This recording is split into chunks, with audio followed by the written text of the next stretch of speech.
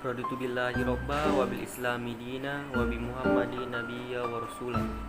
Rabbi sholli sodari wa yassirli amri wahlul 'uqdatam min lisani yafqahu qawli. Perkenalkan, nama saya Ramadan Januar Ashari, NIM 09105802210002.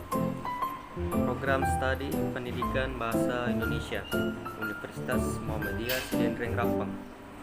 Mata kuliah Belajar dan Pembelajaran, dosen pengampu Dr. Sam Firmansyah SPD MPD. Baiklah, langsung saja ke topik materinya, yaitu belajar dan pembelajaran berbasis cooperative learning. Nah, dalam pembahasan ini ada 5 teori atau pembahasan yang akan yang pertama itu 1. Konsep belajar dan pembelajaran. Yang kedua, model pembelajaran. Yang ketiga, teori belajar behavioristik dan penerapannya dalam pembelajaran.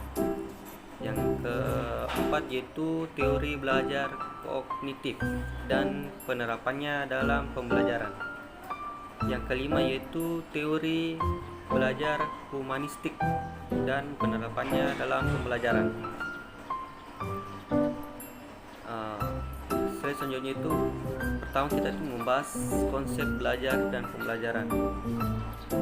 Sebelum itu harus kita ketahui apa itu belajar.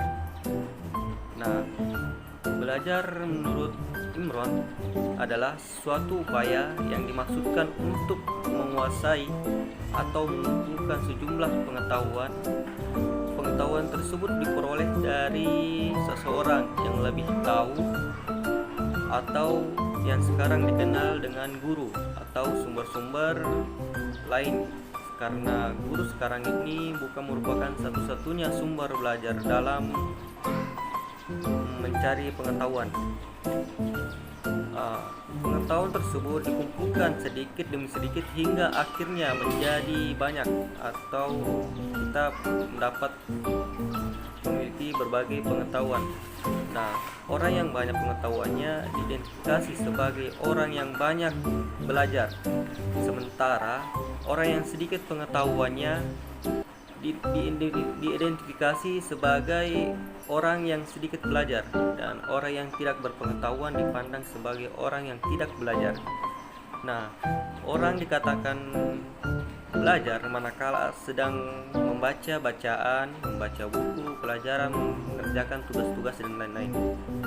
Nah, yang kedua itu tentang pembelajaran. Nah, menurut ahli Romisowski dalam Winata Putra, pembelajaran atau instruction adalah sebagai proses pembelajaran, yakni proses belajar sesuai dengan rancangan.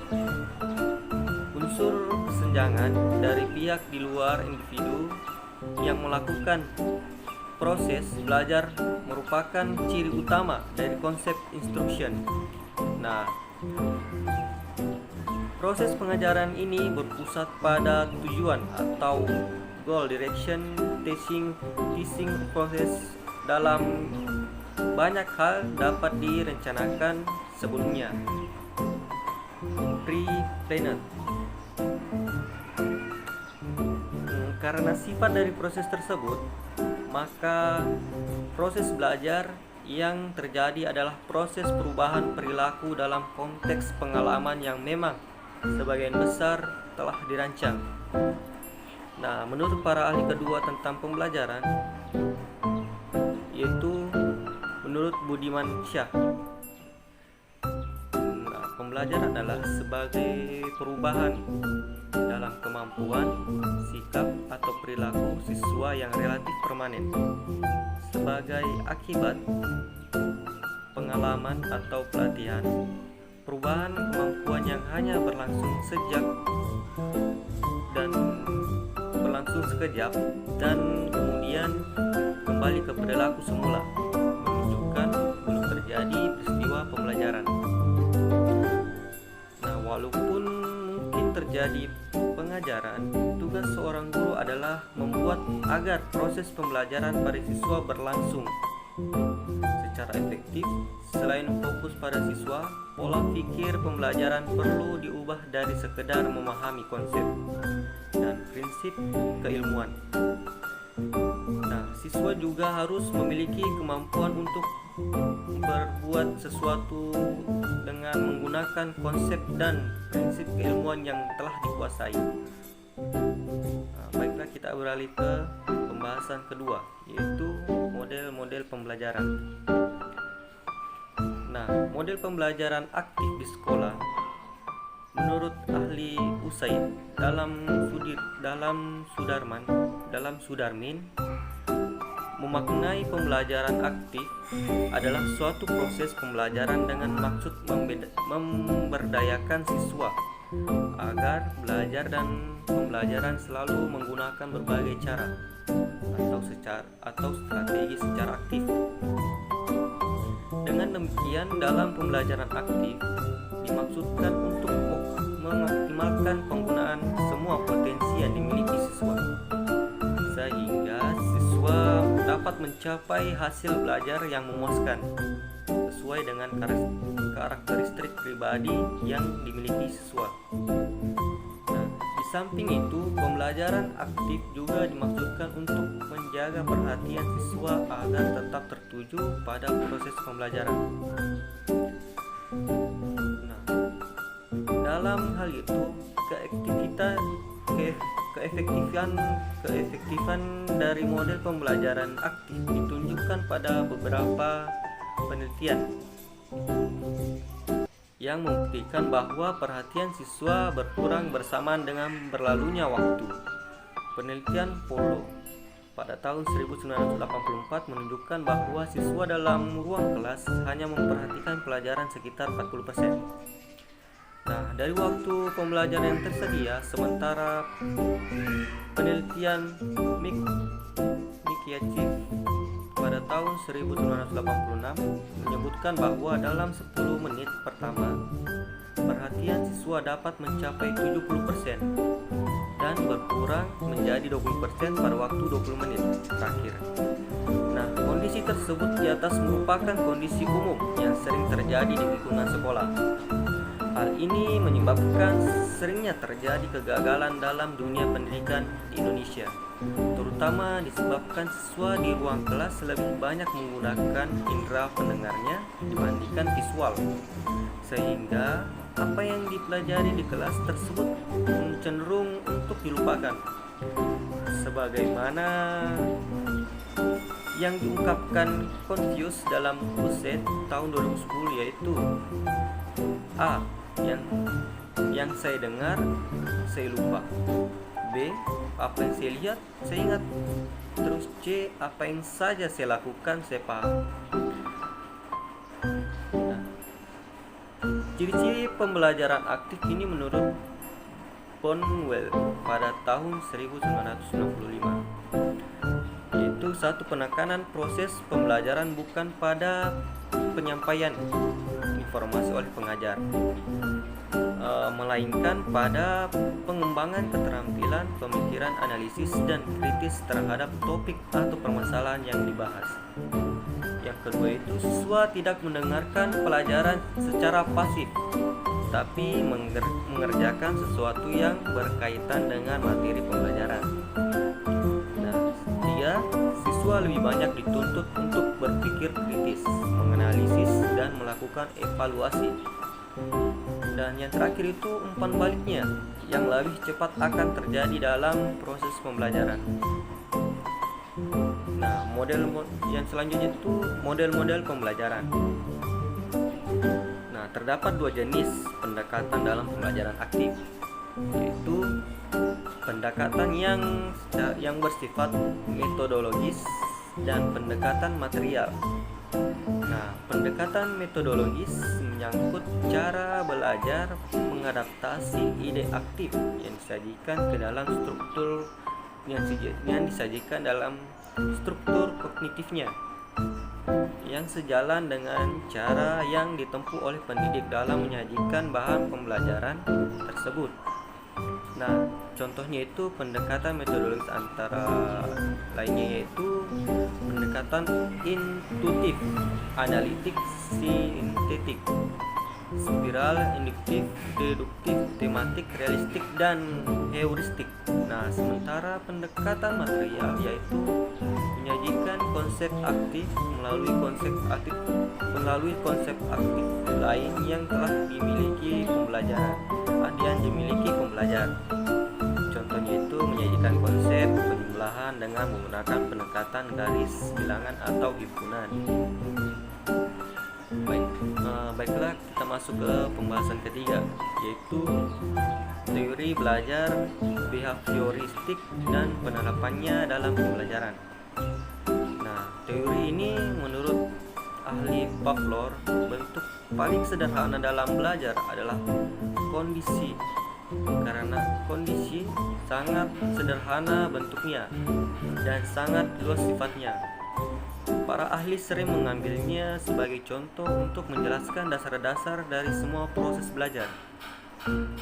Peletak dasar teori conditioning adalah Ivan Petrovich Pavlov. Secara kebetulan, conditioning refleks ditemukan oleh Pavlov pada waktu ia sedang mempelajari fungsi perut dan mengukur cairan yang dikeluarkan dari perut ketika anjing sedang makan. Nah, ini dalam percobaannya. Nah, ketika Pavlov mengukur sekresi perut saat anjing merespon bubuk makanan, dia melihat bahwa hanya dengan melihat makanan telah menyebabkan anjing mengeluarkan air liur.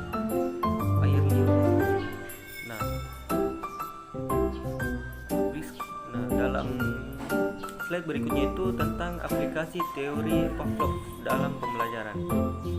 Itu hal-hal yang harus diperhatikan dalam menerapkan teori belajar menurut Pavlov. Ada ciri-ciri kuat yang mendasar.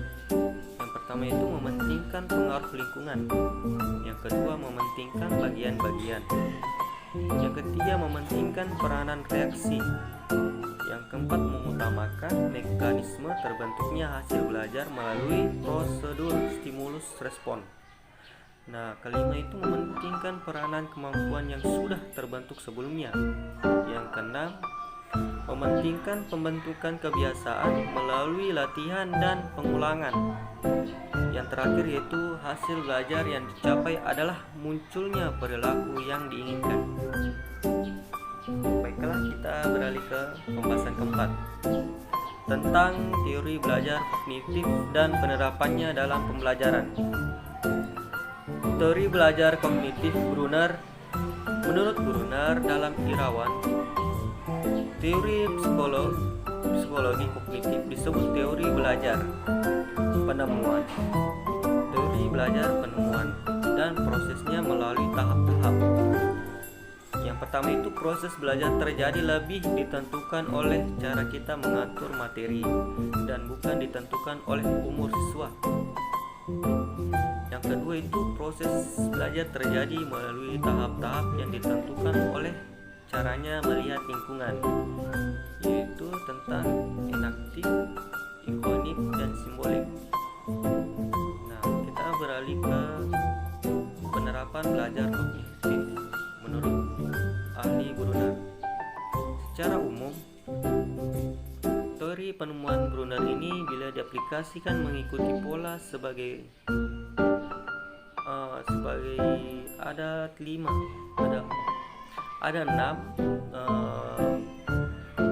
teori penemuan Brunner dalam pengaplikasiannya. Yang pertama itu menentukan tujuan instruksional. Yang kedua memilih materi pembelajaran. Yang ketiga menentukan topik-topik yang bisa dipelajari secara kognitif secara induktif oleh pembelajar. Yang keempat itu mencari contoh-contoh atau tugas-tugas dan ilustrasi dan sebagainya yang dapat digunakan pembelajar untuk belajar. Yang kelima itu mengatur topik pembelajaran sebaik rupa sehingga urutan topik itu bergerak dari yang paling konkret yang konkret ke yang paling abstrak. Yang keenam, yang terakhir itu mengevaluasi proses hasil belajarnya. Baiklah, kita beralih ke pembahasan kelima tentang teori belajar humanistik dan penerapannya dalam pembelajaran. Nah, konsep belajar menurut psikologi humanistik, menurut teori humanistik itu belajar harus dimulai dan ditujukan untuk kepentingan memanusiakan manusia itu sendiri. Oleh karena itu, teori belajar humanistik sifatnya lebih abstrak dan lebih mendekati bidang kajian filsafat, teori kepribadian dan psikoterapi daripada bidang kajian psikologi belajar. Teori humanistik lebih banyak berbicara tentang konsep-konsep pendidikan untuk membentuk manusia yang dicita-citakan. Baiklah, kita menuju ke slide berikutnya tentang pandangan Roger tentang belajar. Ahli Roger sendiri menjelaskan bahwa siswa yang belajar hendaknya tidak dipaksa, melainkan dibiarkan belajar bebas. Siswa diharapkan dapat membebaskan dirinya sehingga ia dapat mengambil keputusannya sendiri dan berani tanggung jawab atas keputusan-keputusan yang ia ambil atau pilih sendiri. Dalam belajar demikian, anak tidak dicetak menjadi orang lain, melainkan dibiarkan dan dipupuk untuk menjadi dirinya sendiri. Ia tidak direkayasa agar terikat kepada orang lain, bergantung kepada pihak lain dan memenuhi harapan orang lain. Ia dibiarkan agar tetap menjadi arsitek buat dirinya sendiri. Baiklah, saya beralih ke slide berikutnya, yaitu tentang bagaimana ahli Roger mengemukakan prinsip belajar humanistik sebab humanistik. Nah, ada dua, yaitu pertama, hasrat untuk belajar. Hasrat untuk belajar merupakan suatu hal yang bersifat alamiah bagi manusia. Ini disebabkan adanya hasrat ingin tahu manusia yang terus-menerus terhadap dunia dengan segala isinya. Hasrat ingin tahu ini menjadi penyebab seorang senantiasa berusaha mencari jawabannya dengan mengalami aktivitas belajar secara terus-menerus. Yang kedua itu belajar bermakna. Makna sangat penting dalam belajar. Seseorang beraktivitas atau tidak senantiasa akan menimbang-nimbang apakah aktivitas tersebut mempunyai makna untuk dirinya atau tidak, sebab sesuatu yang tidak bermakna bagi dirinya tentu tidak akan ia lakukan. Baiklah, slide selanjutnya itu tentang bagaimana Rogers dalam Dimyati mengungkapkan langkah-langkah pembelajaran. Yang pertama itu, guru memberikan kepercayaan kepada kelas memilih belajar secara terstruktur. 2. Guru dan siswa membuat kontrak belajar. 3. Menggunakan metode inquiry atau belajar menemukan. Yang keempat, guru menggunakan metode simulasi. Yang kelima, guru mengadakan latihan kepekaan agar siswa mampu menghayati perasaan dan berpartisipasi dengan kelompok lain. Guru bertindak sebagai fasilitator belajar. Dan terakhir, guru menggunakan pengajaran program agar tercipta peluang bagi siswa. Baiklah, ada kutipan, belajar adalah pengalaman sedangkan yang lainnya hanyalah informasi. Terima kasih, itu dari saya. Sekian, billahi fisabilil haq, fastabiqul khairat. Wassalamualaikum warahmatullahi wabarakatuh.